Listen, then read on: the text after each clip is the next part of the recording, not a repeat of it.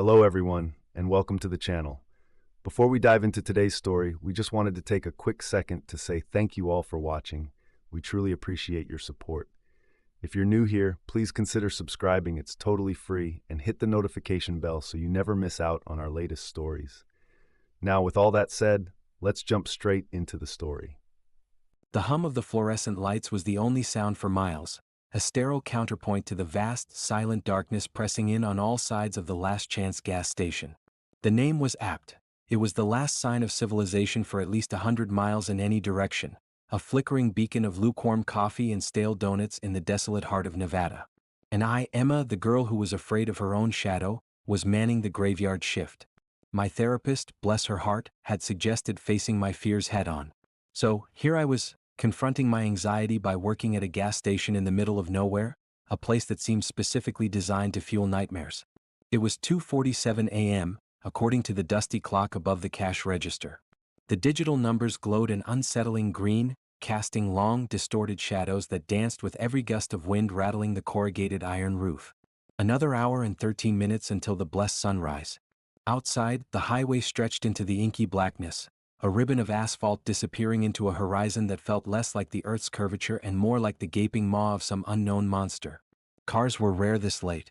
Most sane people were asleep. It was the insane, the desperate, or the just plain weird who frequented Last Chance at this ungodly hour. The bell above the door jingled, slicing through the silence like a shard of glass. My heart leaped into my throat. I plastered on a shaky smile and looked up. A man stood silhouetted in the doorway, his figure tall and gaunt, swallowed by the night.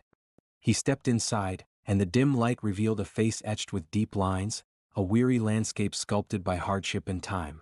His eyes, though, were what caught my attention. They were an unsettling shade of pale blue, almost translucent, and they seemed to hold a vast, ancient sadness. "Evening," he rasped, his voice rough as gravel. He moved with an unnatural slowness, as if operating on a frequency different from the rest of the world. "Good evening," I managed, my voice barely a whisper.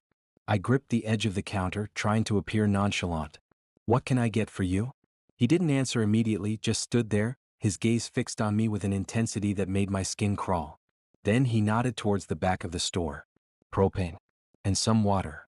I scurried to fulfill his request, my movements jerky and uncoordinated. I retrieved a propane tank from the cage outside, the metal cold and slick against my trembling hands. Back inside, I grabbed a bottle of water from the cooler. As I rang him up, he placed a handful of coins on the counter, each one worn smooth with age. I counted them carefully, double-checking to make sure I had the right amount. He watched, his expression unreadable. "Thank you," I mumbled, handing him his change. He took the coins, his pale blue eyes never leaving mine. "You be careful out here," he said, his voice barely audible. "There are things that wander these roads that ain't meant to be seen." Then he turned and walked out, disappearing into the darkness as silently as he had arrived. The bell above the door didn't even jingle. I stood there, frozen, my pulse pounding in my ears. His words echoed in my mind, fueling the fear that already simmered beneath my skin. Things that wander, that ain't meant to be seen. What did he mean? The rest of the night was a blur of paranoia and jump scares.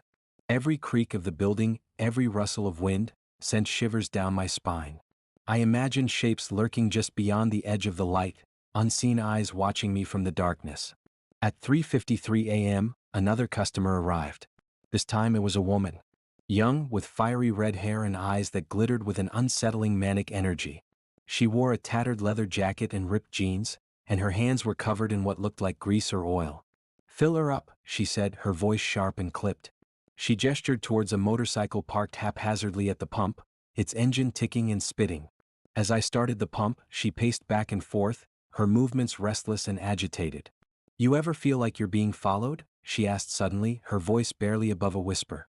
I hesitated. "Followed?" "Yeah," she said, her eyes darting around as if expecting something to jump out of the shadows. "Like something's always right behind you, just out of sight. Watching." My blood ran cold.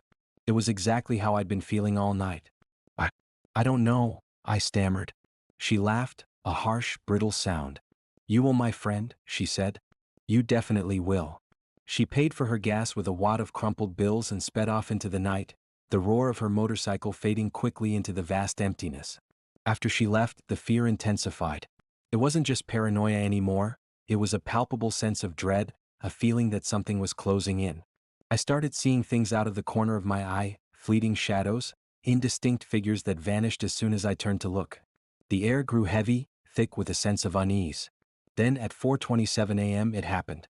The lights flickered, sputtered, and died, plunging the gas station into complete darkness. Panic seized me. I fumbled for my phone, but the screen was dead. Of course it was. The silence was deafening, broken only by the frantic thumping of my own heart. I felt utterly alone, vulnerable, and exposed. Then I heard it. A faint scraping sound coming from the back of the store. It was slow, deliberate, like something dragging itself across the floor. My breath hitched in my throat. I stood frozen, every muscle in my body tense, listening intently. The scraping sound grew louder, closer. Then a voice. A low, guttural whisper that seemed to come from everywhere and nowhere at once. "Emma?" I screamed. The scraping stopped. The silence returned, even more oppressive than before. I backed away slowly, my hands outstretched, feeling for anything at all. I bumped into the counter, nearly tripping. Then I saw it. A faint, shimmering light just beyond the aisle. It flickered, pulsed, growing brighter with each passing second. I moved towards it, drawn by an irresistible, primal urge. As I got closer, I could make out a shape within the light. Humanoid but distorted, grotesque. A figure composed of shadows and whispers, its form constantly shifting and changing. It reached out towards me, its hand a skeletal claw wreathed in flickering light. "Emma?" It whispered again, its voice like the rustling of dead leaves. I wanted to run, to scream, to do anything but stand there and face it. But I was paralyzed, frozen in place by a terror so profound that it transcended anything I had ever experienced. Then, just as it was about to touch me, the lights flickered back on. The figure vanished. The scraping sound stopped. The silence was broken only by the hum of the fluorescent lights. I stood there, shaking uncontrollably, my body drenched in sweat. Had I imagined it? Was it just a hallucination brought on by sleep deprivation and anxiety? I didn't know. And I didn't want to know. I stumbled to the back of the store, searching for any sign of what I had seen. But there was nothing. Just dusty shelves, stacks of motor oil, and the lingering smell of stale coffee. The rest of my shift passed in a haze of fear and disbelief. I didn't see another customer. I didn't hear another sound. I just sat there, waiting for the sun to rise, praying that I would make it through the night. When the first rays of dawn finally peeked over the horizon, I felt a surge of relief so intense that it almost brought me to my knees. I punched out, grabbed my bag, and fled from that gas station as fast as I could. I never went back. I told my therapist what had happened, but she just nodded sympathetically and said it sounded like a panic attack, exacerbated by my overactive imagination. Maybe she was right. Maybe it was all in my head. But I know what I saw. I know what I heard.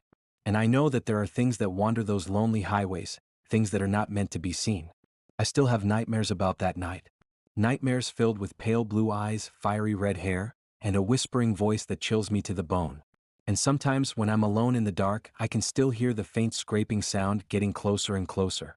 Sometimes I still feel like something is watching me just out of sight, waiting. And I know deep down that my night shift nightmares were not just dreams. They were a glimpse into a darker reality, a reality that lurks just beneath the surface of our own, waiting for the opportune moment to reveal itself. A reality that I pray I never have to experience again. Because some doors, once opened, can never truly be closed. Let us know in the comments section, would you have gone back to work at that gas station if that happened? Ready for spine-chilling tales that will haunt your thoughts? Subscribe to Forgotten Storyteller for eerie narrations, unsettling mysteries, and haunting stories you won't forget. Hit the bell icon so you never miss a story, because some stories refuse to stay buried. Join us, if you dare,